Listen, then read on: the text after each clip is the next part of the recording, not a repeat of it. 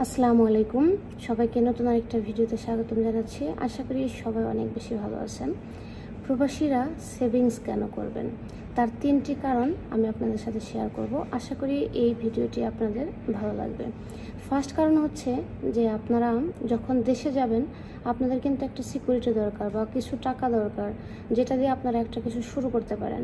কারণ একজন লোক প্রবাসে আসার পর যখন দেশে চলে যায় তার কিন্তু আর সেই জবের বয়সটা থাকে না বা ইচ্ছাটা থাকে না। সো এই যে একটা নিজের কিছু করার জন্য, একটা উদ্যোগ শুরু করার জন্য, ছোটোখাটো হোক বড় হোক, বা নিজের লাইফটা লিড করার জন্য, যাতে প্রবাসে 5 থেকে 10 বছর যে কয় বছরই থাকেন না কেন, সেই কয় বছর থাকার পর ফিনান্সিয়ালি ফ্রিডম হয়ে আপনি দেশে গিয়ে একটা কিছু শুরু করতে পারেন। এই কারণে প্রবাসীদের সেভিংস করা উচিত। সেকেন্ড হচ্ছে, টাকা হচ্ছে পৃথিবীর সবচেয়ে বড় মোটিভেশন।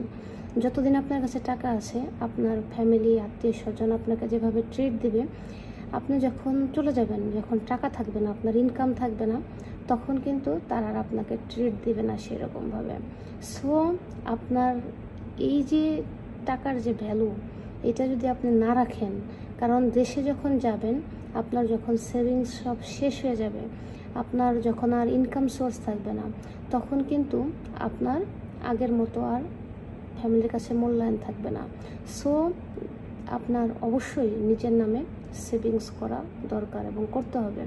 থার্ড হচ্ছে, দেখেন যারা বাংলাদেশে সরকারি চাকরি করে তারা কিন্তু পেনশন পায়, বা তাদের লাস্ট বয়সে গিয়ে ওই পেনশনের টাকাটার জন্যও কিন্তু তার সন্তান সন্ততি, বা যদি সন্তান সন্ততি নাও থাকে, তার আত্মীয় স্বজন আশেপাশের বা যারা আছে তারা তাদেরকে দেখাশোনা করে, কারণ তার মাস শেষে একটা পেনশনের টাকা আছে। সেই টাকা দিয়েই তাদের যদি কেউ নাও দেখে তারা চলতে পারে, বা তারা কি করতে পারে, একজন হেল্পিং হ্যান্ড রেখে, মানে একজন হেল্পিং করার জন্য কাউকে রেখে, টাকা দিয়ে রেখেও কিন্তু তার লাইফটা লিড করতে পারে। প্রবাসীদের তো এরকম কিছু নাই, না আছে পেনশন, না আছে সেভিংস।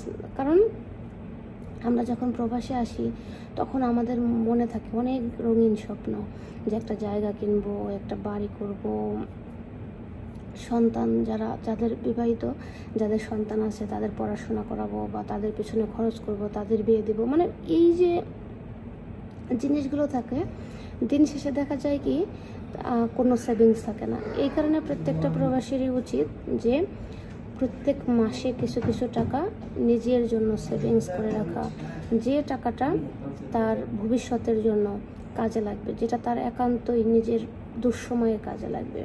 সো আশা করি আপনারা বুঝতে পেরেছেন যে প্রবাসীদের কেন সঞ্চয় করা দরকার, কেন সেভিংস করা দরকার, কেন নিজের নামে সেভিংস করা দরকার, নিজের কিছু অ্যাসেট থাকা দরকার, বা নিজের কিছু টাকা থাকা দরকার।